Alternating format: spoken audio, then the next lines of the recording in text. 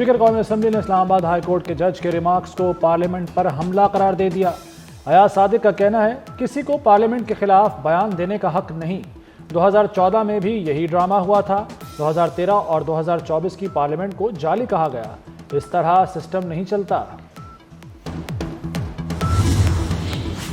عدلیہ، پارلیمنٹ اور ایگزیکٹو سب تباہ ہو چکے ہیں۔ ریاست کے ستون اب رہے ہی نہیں، ریاست تو ہوا میں ہے۔ پاکستان میں رہنا ایک مستقل لڑائی ہے۔ اسلام آباد ہائی کورٹ کے جسٹس محسن اختر کیانی کے دوران سماعت ریمارکس، FPSC کو امتحانات سے روکنے کی درخواست مسترد۔ اسلام آباد ہائی کورٹ نے محفوظ فیصلہ سنا دیا۔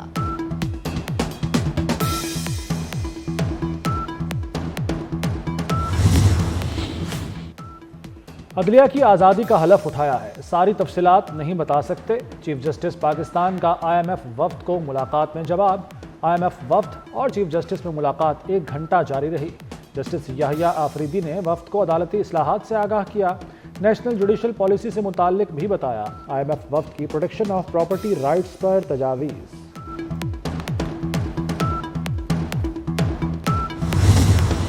ججز کے خط مجھ سے پہلے میڈیا پر آ جاتے ہیں۔ ججز ٹرانسفر اور سینیورٹی کو مکس نہ کریں۔ ججز سے کہا ہے سسٹم کو چلنے دیں، سسٹم کو نہ روکیں۔ چیف جسٹس یحییٰ آفریدی کی صحافیوں سے غیر رسمی گفتگو، کہا خط لکھنے والے ججز کی پرانی چیزیں چل رہی ہیں، انہیں ٹھیک ہونے میں ٹائم لگے گا۔ بانی PTI کا خط ججز آئینی کمیٹی کو بھجوا دیا، کمیٹی سے کہا ہے خط کا جائزہ لے کر فیصلہ کریں۔ بانی PTI جو ہم سے چاہتے ہیں وہ آرٹیکل 84 کی شق 3 سے متعلق ہے، خط کو آئینی بینچ کو ہی دیکھنا ہے۔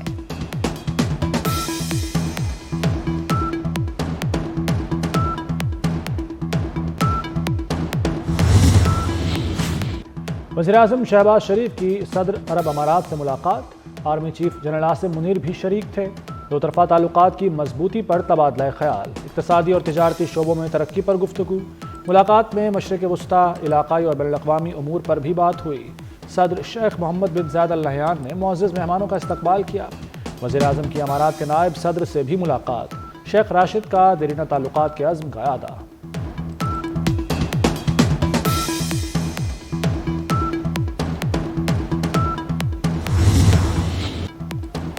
غزہ میں فلسطینیوں کی نسل کشی کی گئی، اسرائیل بمباری میں 50,000 فلسطینی شہید ہوئے۔ خطے پر المیہ کے تباہ کن اثرات ہیں، مسئلہ فلسطین کا 2 ریاستی حل ناگزیر ہے۔ وزیر اعظم شہباز شریف کا ورلڈ گورنمنٹ سمٹ سے خطاب، کہا گلوبل گرین اکانومی مشترکہ ذمہ داری ہے، پاکستان قابل تجدید توانائی کا متبادل نظام لائے گا۔ اڑان پاکستان اقتصادی تبدیلی کا منصوبہ ہے۔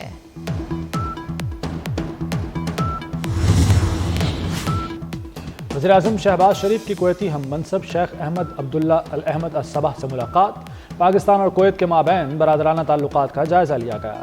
دو طرفہ تعلقات کی مثبت رفتار پر اطمینان کا اظہار، مشرق وسطیٰ، جنوبی ایشیا کی صورتحال، علاقائی اور بین الاقوامی امور پر تبادلہ خیال کیا گیا۔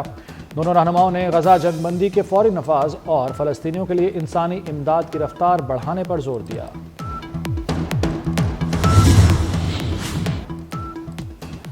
ترک صدر طیب اردوان 2 روزہ دورے پر کل پاکستان پہنچیں گے۔ وزیر اعظم شہباز شریف اور صدر آصف علی زرداری سے ملاقات شیڈیول، طیب اردوان کے ہمراہ اعلیٰ سطح کا وفد ہوگا۔ پاکستان اور ترکی کے درمیان کئی اہم معاہدوں اور MOUs پر دستخط متوقع۔ وزیر اعظم شہباز شریف اور صدر اردوان پاک ترک اعلیٰ سطح اسٹریٹجک کوآپریشن کونسل کے 7ویں اجلاس کی مشترکہ صدارت بھی کریں گے۔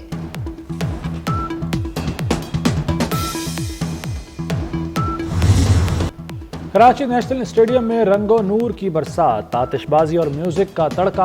محسن نقوی کا روشنیوں کے شہر کراچی والوں کے لیے بھی نئے اسٹیڈیم کا تحفہ۔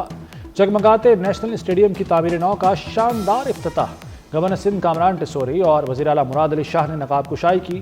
فائر ورکس کا شاندار مظاہرات، آسمان رنگ و نور میں نہا گیا۔ مرد، خواتین اور بچوں کی بڑی تعداد نے افتتاحی تقریب کا لطف اٹھایا۔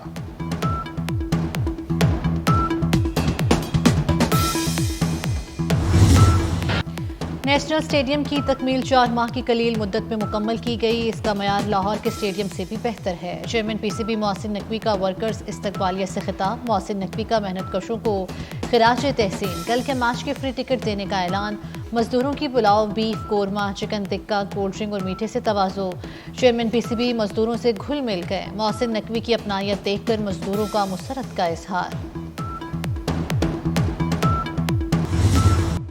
لیبیا میں دوسرے کشتی حادثے میں ڈوبنے والے 63 پاکستانیوں میں سے 7 کی شناخت ہو گئی۔ کشتی حادثے میں 16 پاکستانیوں کے ڈوبنے کی اطلاعات ہیں۔ FIA کا متعلقہ آفس کا دورہ، پاسپورٹ اور دیگر شناختی دستاویزات سے 7 جاں بحق افراد کی شناخت کی گئی۔ جاں بحق افراد میں سے 6 کا تعلق خیبر پختونخوا کے ضلع کرم اور 1 کا باجوڑ سے ہے۔ مراکش کشتی حادثے سے بچ جانے والے 22 افراد وطن واپس پہنچ چکے۔ سینٹ کی قائمہ کمیٹی برائے خارجہ کے اجلاس میں بریفنگ۔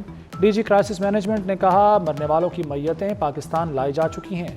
لیبیا میں حادثے کا شکار ہونے والی دوسری کشتی میں کل 73 افراد سوار تھے۔ 63 پاکستانی اور 10 بنگلہ دیشی باشندے تھے۔ پاکستانیوں میں زیادہ تر افراد کا تعلق کرم اور باجوڑ سے ہے۔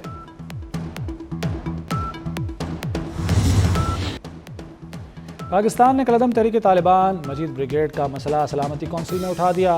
ملک کے اندر سے داعش کی بھرتی کا الزام بھی مسترد۔ اقوام متحدہ میں مستقل مندوب منیر اکرم کی بریفنگ۔ منیر اکرم نے مطالبہ کیا کہ دہشت گردی کے خلاف بہتر حکمت عملی کے لیے جنرل اسمبلی ادارہ بنائے۔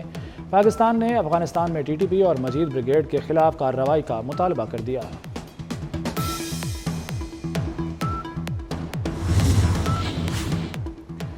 وفاقی وزیر داخلہ محسن نقوی کا F8 جناح ایونیو انٹرچینج پروجیکٹ کا دورہ۔ محسن نقوی نے زیر تعمیر فلائی اوور کے فنشنگ ورک کا معائنہ کیا۔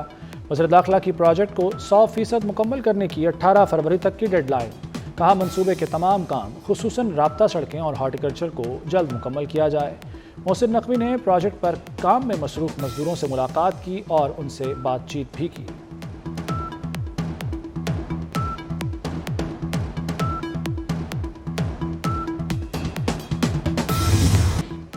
لاہور میں لبرٹی پولیس ناکے پر کرکٹ میچ سیکیورٹی اہلکاروں میں تلخ کلامی۔ سب انسپکٹر عدنان نے اسپیشل برانچ کے کانسٹیبل کو تھپڑ مار دیا۔ DIG آپریشنز فیصل کامران نے سب انسپکٹر عدنان کو معطل کر دیا۔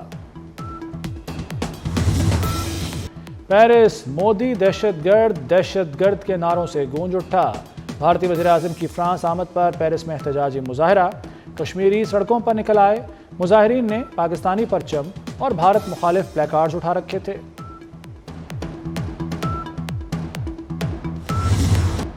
غزہ میں فلسطینیوں کو واپس آنے کا حق نہیں دیں گے، غزہ کا مکمل کنٹرول سنبھالیں گے۔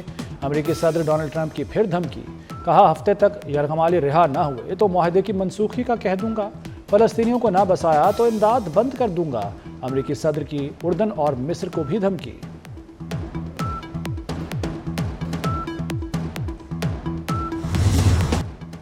بارش برسانے والا سسٹم اپنا رنگ دکھانے لگا۔ اپردیر اور خیبر پختونخوا کے مختلف میدانی علاقوں میں بارش، پہاڑوں پر برف باری۔ سوات کے سیاحتی مقام کالام میں دوسرے روز بھی سفید موتیوں کی برسات۔ اسلام آباد اور پنجاب کے مختلف شہروں میں بوندا باندی۔ مری میں برف باری سے موسم ٹھنڈا ہو گیا۔ اسلام آباد، راولپنڈی، اٹک، جہلم اور لاہور میں تیز ہواؤں کے ساتھ بارش کی توقع۔